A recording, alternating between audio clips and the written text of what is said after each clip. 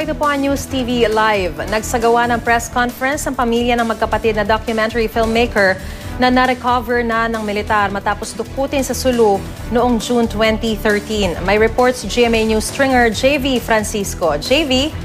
Yes, Maris, alam mo, nagpapasalamat nga ang kapatid ng Bansil Sisters, itong si Muhammad, dahil nga pinalaya na yung kanyang dalawang kapatid. Ito nga dito sa may barangay Buhanginan, Patikul, Sulu kahapon. Ayon kay Muhammad Bansil, nagpapasalamat siya sa gobyerno dahil hindi daw pinabayaan ang kanyang mga kapatid.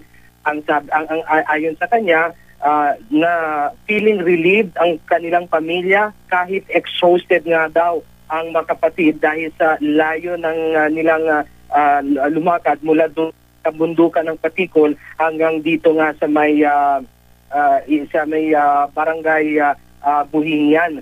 Ayon din kay Muhammad Bansil, ang kapatid, dahil nga raw sa patrol ng AFP doon sa lugar ng Patikul, siguro daw nabulabog nga ang grupo ng Abu Sayyaf kaya nakatakas ang kanyang dalawang kapatid.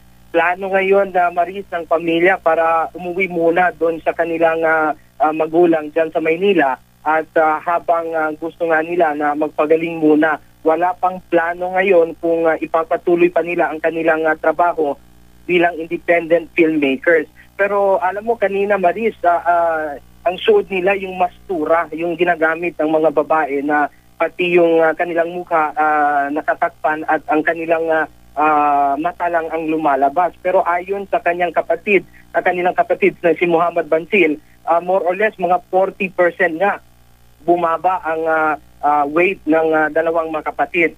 So sa ngayon, ayon din sa Western Mindanao Command, kay Lieutenant General Rustico Guerrero, patuloy ang ginagawang military operation sa lugar ng Patikul na kung saan may mga natitira pang mga kidnap victims, partikular nga yung dalawang European na mga bird watchers na kung saan nakidnap sila doon sa lugar ng Tawi-Tawi. Maris, yan ang ulat mula dito sa Western Mindanao Command sa Zamboanga City. JV Francisco, GMA News. Oo, JV, linawin lang natin, nakalaya ba sila o pinalaya talaga dahil ang impormasyon talagang na-pressure na itong Abu Sayyaf sa military operations na isinasagawa sa naturang lugar?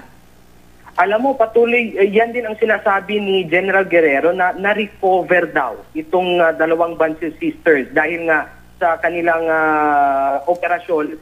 Mula pa last week hanggang ngayon, patuloy ang ginagawa doon sa mismong area, kaya parang nabulabog nga ang grupo. Wala silang, o kahit itong kapatid ng Bansil Sisters na si Muhammad, wala siyang nabanggit sa atin tungkol sa pagbayad ng ransom. Na noon pa man, may hinihingi na 15 million, Maris, pero ang sabi sa kanya na wala talagang nangyaring mga negosasyon at na-recover lang ang kanyang kapatid dito sa lugar ng Patikul. Alright, maraming salamat GMA News stringer JV Francisco.